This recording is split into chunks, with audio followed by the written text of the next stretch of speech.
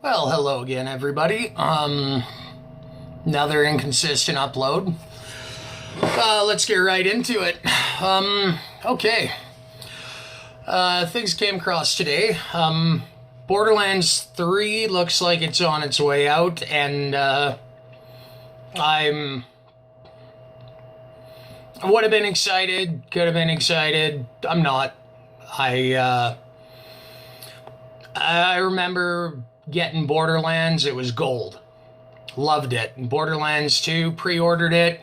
Got the collector edition. Got my Marcus Munitions bobblehead. But I'm not pumped for Borderlands 3. I'm not. I'm not even all that pumped up on Gearbox anymore. They're inept. And there's not really much excuse for it. They had winners in Borderlands 1 and 2. The DLC content for both those games was really good. You know, you got your money's worth. There was value to it. It was more of what we wanted out of it. The pre-sequel, it didn't have that charm to it. Now, maybe that was because it came out after the Telltale Tales from the Borderlands game, but those weren't made by Gearbox. They don't really count, although me personally, I think they were a horrible use of the Borderlands IP, and I mean, I'm not a big fan of Telltale games anyway. Just my opinion. Feel free to leave all the hate you want in the comments section. Me personally, I probably won't care. So looking at it, this situation with Gearbox, I mean, essentially, this is a studio that somehow is getting a lot of hype when out of their entire catalog, they've only had 2 games that were really any viable success. The pre-sequel underperformed compared to Borderlands 2. I believe it even underperformed compared to Borderlands 1, which I mean, I believe. I could be wrong. If that is the case, that's already an indicator right there where Gearbox is going. My lack of excitement for this game, given I still play the first 2, has more to do with just Gearbox. For anybody who actually went and watched the video I put up about Bethesda and how, well, just go watch the video. I kind of feel the same way about Gearbox. Everybody knows what a clusterfuck Colonial Marines was. And, I mean, at the time, I was still fairly into what Gearbox was doing. I had high hopes. I'm a huge fan of the Aliens franchise. Unpopular opinion, AVP Requiem wasn't all that bad for a popcorn flick. Anyway, so we saw from Gearbox this really, really nasty bit of mismanagement surrounding Colonial Marines, to the point where Sega was gearing up to sue them for their incompetence and the effect it was having after 2 delays. They absolutely killed the Duke Nukem franchise, and again, that was another game I was actually excited for. I played the original ones as a kid, way back in the time when dinosaurs still walked the earth and 32-bit was the thing. So, what else has Gearbox done? I mean, Brothers in Arms has been reduced to a mobile platform game, and frankly, from what I'm kind of gathering from the information, that mobile market seems to be more of a moneymaker in China than it is in North America. North American gamers generally do not want their favorite franchises going to be mobile platform games. They're fucking cheap. Very cheap. not a lot of room for gameplay. I mean, I'm fine. Where the hell did I put it? This has more processing power than the computer I'm uploading this video through. I haven't even taken it out of the box yet. With all that power, though, what's left for the gamer to enjoy? You can get the graphics looking nice. You can get it running smooth. It's a touch screen. There's not a lot you can do with a touch screen, so there's not a lot of gameplay value to be had. Not to mention the content of mobile games is either free or cheap to play and then pay a whole bunch in microtransactions, and I'm not into that either. In fact, most people I know aren't into mobile games, and most people I know are pretty frustrated with seeing their beloved franchises being taken off consoles, which allow for a gameplay experience in the vein of which this stuff was created, and not some cheap, crappy, fluff piece knockoff that's just low expense, high expectation for revenue profits. So the only other notable things that Gearbox has even really done, they made a few extensions for Half-Life, and they handled the PC port of Halo Combat Evolved. That's not a big portfolio for a development company. When half the portfolio is made up of mobile games and they've only had 2 good console releases, I don't see a lot of reason to get pumped up about Gearbox's Borderlands 3. Especially after the pre-sequel, which, I mean, come on. You could already tell Gearbox was starting to lose what made Borderlands so great.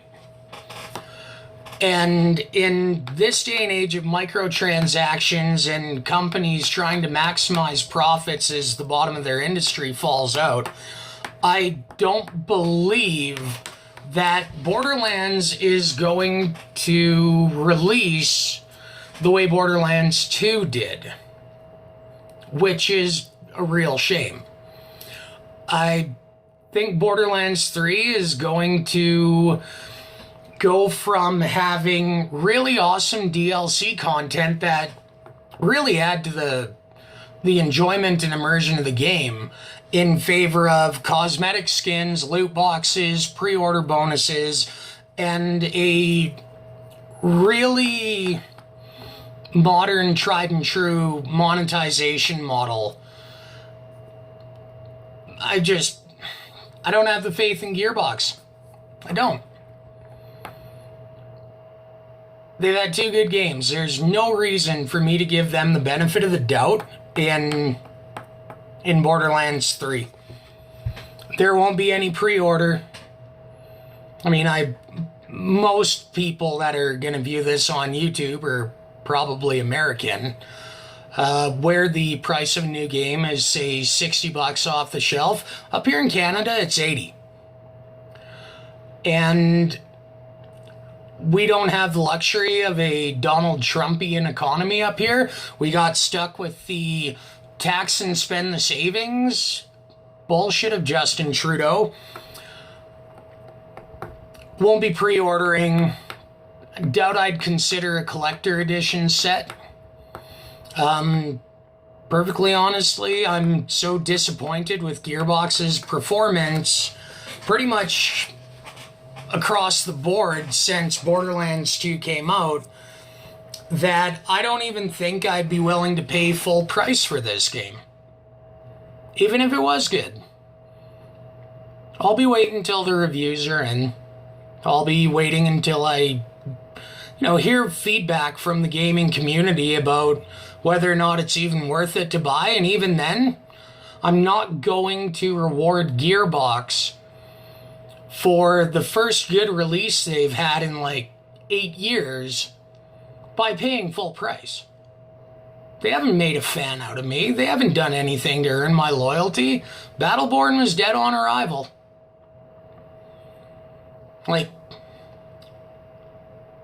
This was a two-pump wham bam thank you ma'am company, and I'm just not falling for the hype. Not on this one. So, you know, leave a comment. Let me know what you think. I'd like to hear from you. If I'm wrong about anything that I've ever put in any of my videos, please, I'm open to correction. I don't mind owning it.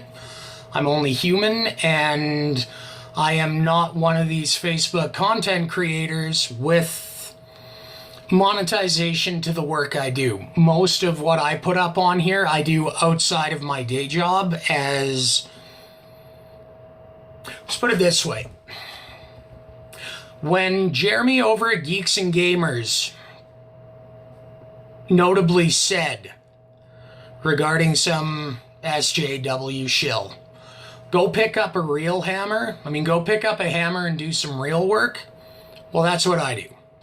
I'm a carpenter. I build houses for a living. I'm a gamer as a hobby, and that's kind of just my own personal lifestyle outside of my professional career.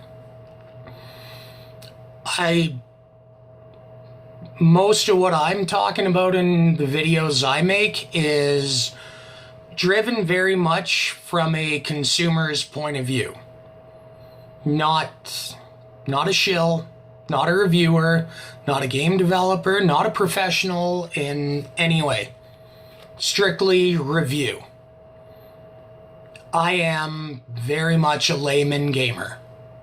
Not to be confused with the really, really dashing, awesome, and charming fellows over at the channel Layman Gaming, although I'm a big fan of their work. Those guys are fucking funny. But I digress. I look at things very much from a consumer point of view where I have to take a look at what I have to do to make my money, and then take a look at what I expect out of the developers making games that are vying for me to spend it. I don't buy into Ubisoft. I don't buy EA. I refuse to. I have since Dead Space 3.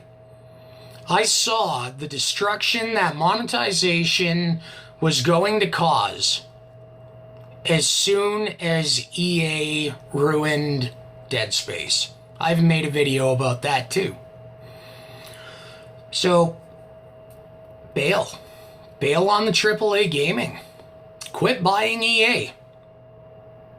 Because the more you buy their stuff, the more they churn out half-baked bullshit, try to solicit it as a service, and make you pay, after paying full price, for them to do the rest of their fucking jobs. Ubisoft, not a lot of their titles appeal to me, but I personally have less of an issue with them than I have with a lot of other publishers or developers, whatever. Activision, yeah. Used to make great games back in the days of the PS2. That was a long time ago. Won't get behind Activision. Blizzard sold themselves to Activision. And then took StarCraft 2 from a gritty space warfare to a WoW looking like caricature of its former self. Quit supporting these people. Quit rewarding them with your patronage. Quit rewarding them with the money you had to bust your ass and actually work to make. They don't care about your effort. They just care that they can squeeze as much out of you. But I would say that when we get to a point as consumers where we're buying an unfinished good, you wouldn't go out and buy a car if it didn't have a transmission in it, would you? Because you're not buying it to sit on a shelf and look pretty. You're buying it to drive the damn thing. So, if you wouldn't buy a car without a working engine, why would you buy a game without a tuned one? Why would you go and work to give your money away to people who are refusing to do the full job? And even if they do, we end up in a situation where we have to pay extra for work they've already done. Because that's what happens when it goes the other way. And that's a real shame. For a developer to put out a game that's half finished and then say, buy a monthly subscription to it. Sign up for our services. By the way, we didn't finish the game, but we made sure the monetization was intact. We'll fix the game when you pay us to go and do that. I swear too much. But to hell with that. As consumers, we should not be buying broken goods passed off as brand new. And when it goes the opposite way, and we're paying full price for work that they've done and completed, and then we're told we need to go out and pay extra to get finished work they've decidedly withheld from us. But you can have it if you want to pay more. Quit encouraging it. Quit buying annual Call of Duty releases. Quit buying annual Assassin's Creed games, although to be fair, Ubisoft has done pretty good with that series. Mostly, quit buying EA. Quit buying into Bethesda's bullshit and lies. Quit encouraging the people that we expect to make games for the money we pay for it. Quit encouraging them to sell us a service we have to keep paying extra for. Because, I mean, at this point, the bottom's falling out the industry, and I honestly couldn't care less. As a consumer, I couldn't. It's been years since we've consistently gotten the products we expect out of this industry. So how bad are we supposed to feel? And how inclined should we be to bail out these companies that haven't given us what we wanted by giving them all they're after, which is our cash? Stop doing it.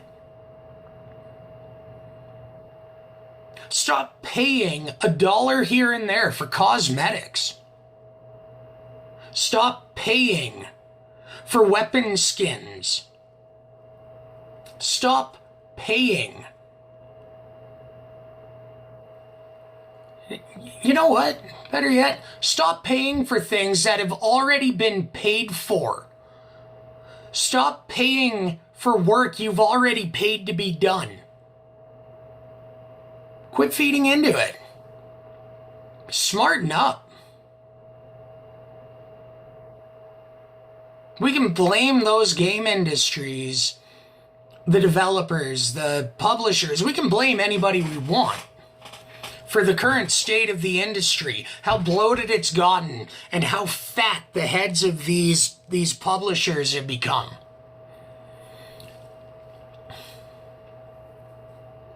It was too much, too fast. We can blame them for trying to take advantage of it. But we allowed it. As consumers, collectively, we have allowed it. And it's been a slippery slope. And as far as I'm concerned, the furthest we ever should have been pushed down that hill as consumers. They had it right 10 years ago. For an extra $10, here's another 3 to 4 hours of game content with purpose. I didn't mind spending, I think at the time it was like $6.99. I didn't mind spending $8 on each of the 4 DLC packs for Fallout 3. I got my money's worth. I didn't mind. Actually, I was irked by the Awaken DLC for Dead Space 3. That was the ending of the game. Cut off, sold as a product, and then they doubled down charging extra for the ending? No. No. Paid DLC for additional game content of value, of work that actually had to get done. That makes sense to me. I can get behind paying for that. I don't mind paying a little bit for a DLC to extend the life of a game I like. If that's what it takes to get me through to the next big release in the series. But we as consumers and fans have been taken advantage of, and we've let them do it. We are to blame in this, because we could have tuned out and said a long time ago, we're not paying $60, $80 for a brand new game to pay $10 a month in subscription fees to play it. That's $200 with the purchase price in 1 year at $10 a month. Did you pay $200 for a half-baked game? No. Did you pay, $100 for the gold edition of whatever generic shooter came out last year, where they solicited customization options, only to be told you had to pay $1 for a red dot? No. It's not just the industry that needs to smarten up and clean up its act. It's the fans. Demand better, or withhold your money. Only a fool would spend $80 on disappointment and then pay extra for more. A fool. I'm no fool. I woke up to this a long time ago, and it has kept a lot of money in my pocket.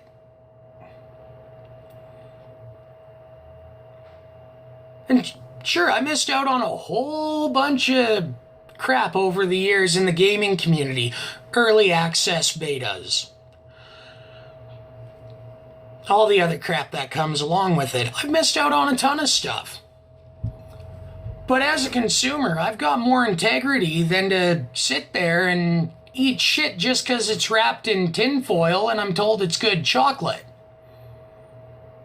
Your taste buds might have been dulled by a slow slide of consumerist abuse.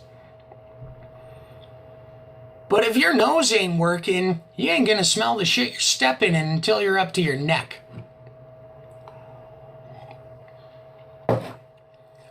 That being said, please, leave some thoughts. Share. Let's talk. Keep the discussion going. Let's hear some ideas. What do you people think? What are some changes you think needs to happen to the industry? What do you think is an acceptable release standard that maybe should be enforced?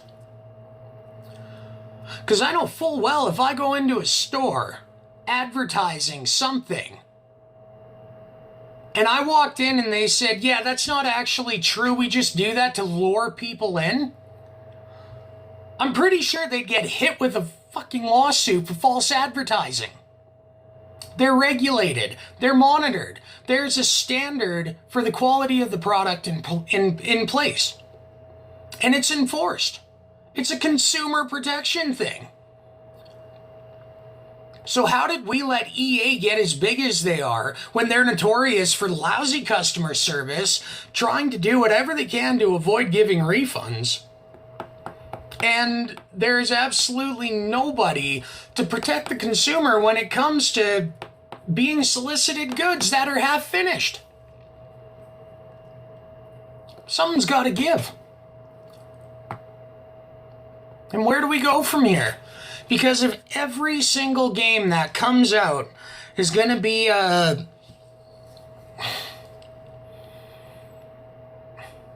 you know what? I think that's going to end up being an entirely different video altogether. This has gone on long enough. Rant over. Thanks for tuning in.